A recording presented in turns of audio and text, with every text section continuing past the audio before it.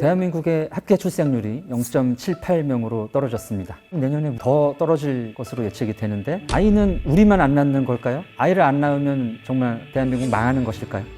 저는 이 현상을 다르게 볼 필요가 있다고 생각합니다. 저출생이 아니라 인구 정상화다.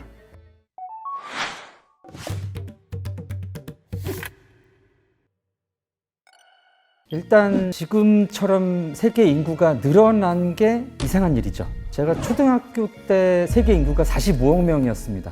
지금 80억 명이 넘었죠. 우리나라 인구도 마찬가지입니다. 해방 후에 1945년경에 남한의 인구가 2천만 명이 안 됐어요. 현재 5천만 명 이상이죠. 짧은 시간 동안에 2배 이상이 늘어난 겁니다. 그래서 5, 60년대 찾아보면은 7남매, 8남매, 9남매, 막 10남매 넘어가는 집이 많았잖아요. 그러니까 얼마나 어려웠습니까, 살기가. 인프라도 없고 일자리도 없고요. 주거도 없고 학교도 없고 모든 것이 없는 상황에서 사람은 많으니까 아들, 딸 구별 말고 둘만 낳아 잘 기르자. 이러다가 나라 터진다. 이러면서 굉장히 걱정을 많이 했죠, 그때도. 덮어놓고 나타보면 거짓골을 못 면한다.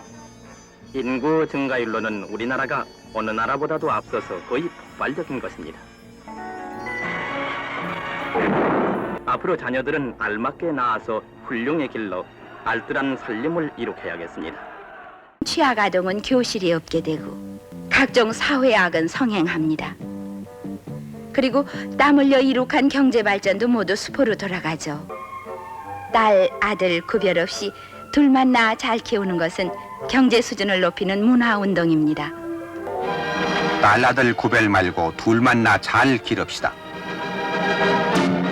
80년대 넘어서는 이런 추세로 인구가 줄기 시작하면 2023년경부터는 인구가 이제 더 이상 늘지 않을 것이다. 예측이 나왔습니다. 아주 정확한 예측이었죠. 2023년부터 인구가 줄어들기 시작했습니다, 우리나라가. 그러면 좋아해야지. 드디어 인구가 주는데, 물론 걱정이 되는 부분이 없지 않죠. 당연히 이제 산업 규모가 줄어들고 기존에 있던 환경이 사라진다는 얘기니까. 그러나 이것은 이제 맞춰가야 되는 일이라고 봅니다. 이런 인구 감소의 흐름 자체는 발생할 수밖에 없는 것이고, 우리나라가 지금 문제가 많기 때문에 가장 급격하게 감소하는 나라긴 하지만 한국에서만 일어나고 있는 건 아니거든요. 세계 인구의 3분의 2 이상이 2.0 미만인 지역에서 이제 거주를 하고 있습니다.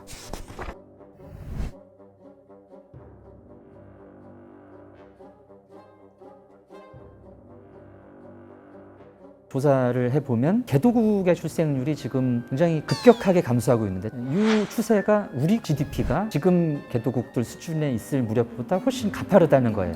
개도국들의 출생률 감소의 기울기가 우리가 그들의 지금 경제적 상태일 때보다 훨씬 더 가파르다는 거죠. 그래서 아마 몇십 년 후면은 그들도 저출생의 문제를 우리보다 더 심하게 경험을 할 겁니다. 인구 구조의 변화는 산업 구조의 변화와 굉장히 밀접한 관계가 있는데요. 과거로부터 농경사회, 그리고 산업사회, 그리고 후기 산업사회로 변화해 왔습니다.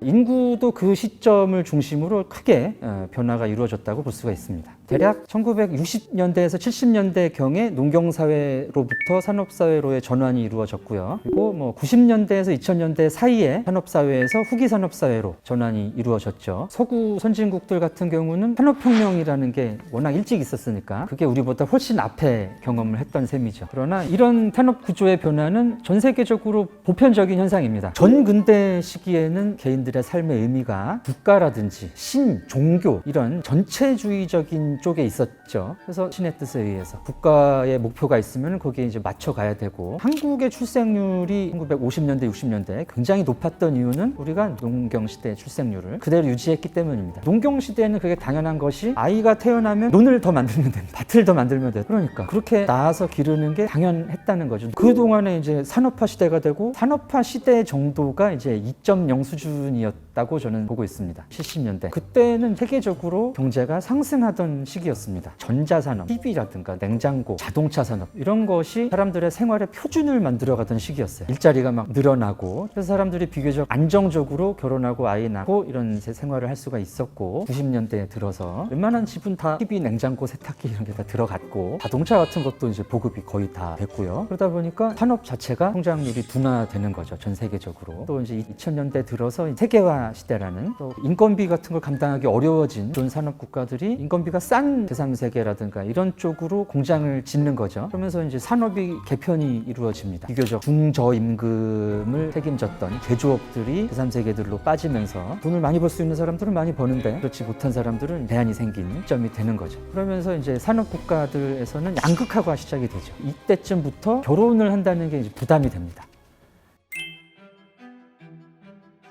그리고 이제 전 세계적으로 부동산이 많이 뛰었습니다. 그리고 뭐 유럽도 마찬가지고요. 프랑스, 영국, 도쿄라든가 우리나라도 있죠. 선진국의 대도시일수록 주거 비용이 비싸지는 것은 보편적인 현상인 것 같고요. 지금 우리나라의 부동산 열풍은 거의 결혼을 포기하게 만드는 수준이기 때문에, 그래서 사실 뭐 7, 80년대 이때는 뭐 혼수를 얼만큼 하냐, 방을 몇 개 있는 집을 사느냐, 이게 관건이었다면 2000년대 전후한 어떤 시점부터는 평생 벌어도 집 한 채 구하기가 힘들고 하다 보니까 점점 출생률이 낮아질 수밖에 없습니다. 현대사회라는 것은 개인이 자기 스스로의 운명을 스스로 결정하는 시대입니다. 내가 필요에 의해서 결혼을 해서 아이를 낳는 거고, 내가 그렇게 살 필요를 못 느끼면 안 하는 거거든요. 그래서 그런 생각들이 먼저 정착된 서구 사회부터 출생률이 떨어지기 시작해요. 그렇기 때문에 전 근대 시대 출생률하고는 당연히 차이가 날 수밖에 없죠. 저출생은 분명 세계적인 보편적인 현상이라고 볼 수가 있습니다. 근데 이제 이 저출생의 흐름을 이만큼 급격하게 앞당긴 것은 이제 한국의 문화적인 구조적인 요소, 그리고 이제 한국인들의 심리적인 요소가 작용을 했겠죠.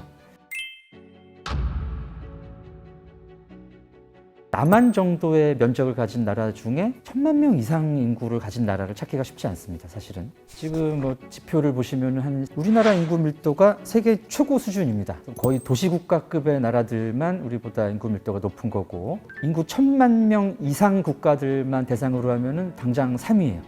그러니까 살기가 힘든 거죠, 당연히. 뭐 당장 일자리 문제부터 해서 길 막히는, 그냥 지금 이 상태로 인구가 유지되는 것만으로도 사는 게 너무 힘드니까 나는 낳지 않겠다라는 결정을 할 수밖에 없는 것이죠. 우리나라 노동시간이 OECD 거의 1위죠. 이 측면도 결혼과 출산을 방해하는 굉장히 큰 요인이죠. 님을 봐야 뽕을 따지.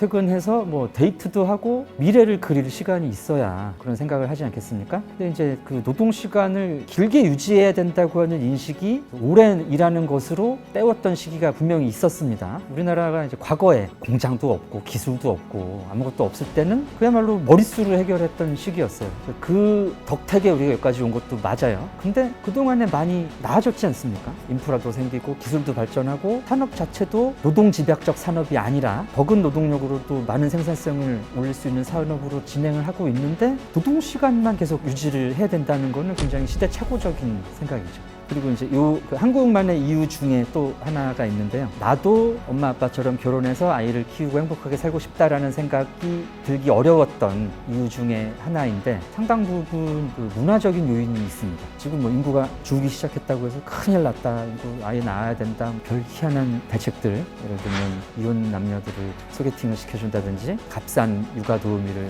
해외에서 들여온다든지 이런 정책들이 있는데, 근본적인 원인은 아니거든요. 근본적인 이유는